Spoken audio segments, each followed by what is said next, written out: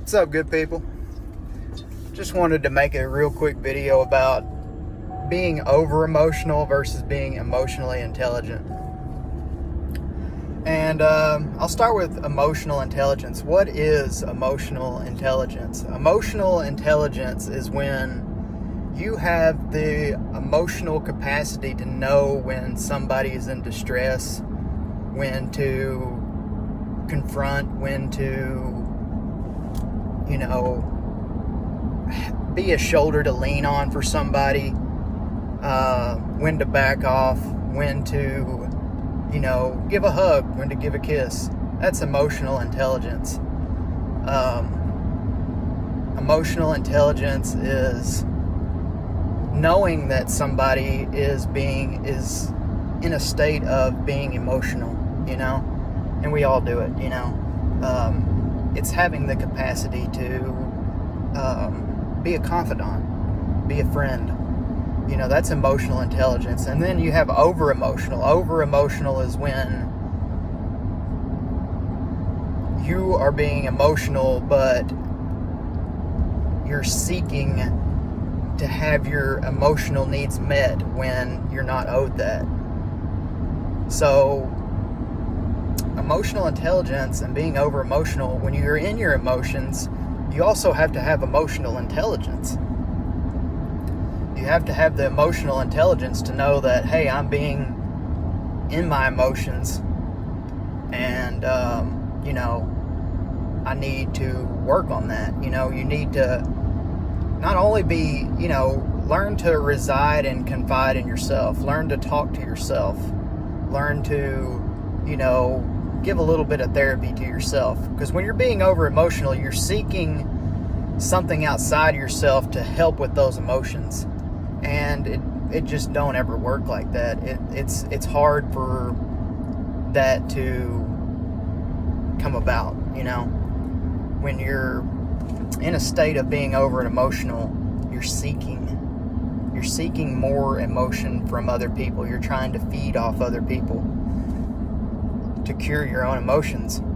But it's okay to be emotional, but also have the emotional intelligence to know how to calm yourself down, know how to, basically be your own therapist. Watch your emotions, like be an observer, observe them. Let them come, let them go, Don't dwell in a state, because that's where you get stagnant. When you start dwelling in a state of emotion, that's where you start to get stagnant. You start to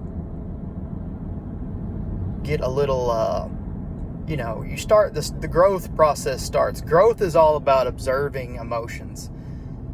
It's all about observing and watching and letting things pass, because the more you let pass, the more you're going to grow. The more emotions you let pass by, you're going to grow. But also having the emotional capability to deal with others' emotions. Sometimes you can't always let other people's emotions just pass. Sometimes they're really erratic, and you have to be that confidant for somebody, So, be that rock for somebody. Be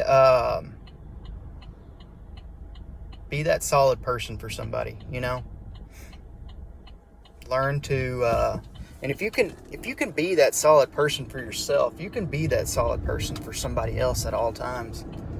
Because if you know how your own emotions work, you know how other people's will work.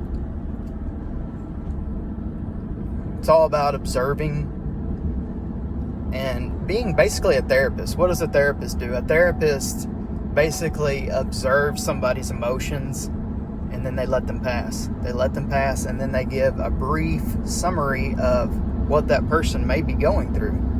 It's like, they get this person that's over emotional, gives a rundown.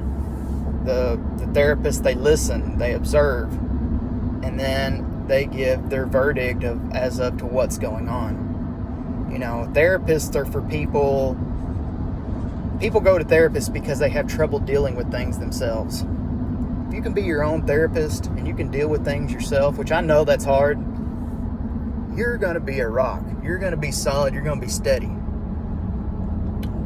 And so, yeah, basically, know how to have some emotional intelligence, know how to deal with emotions. And that's all I got to say for today.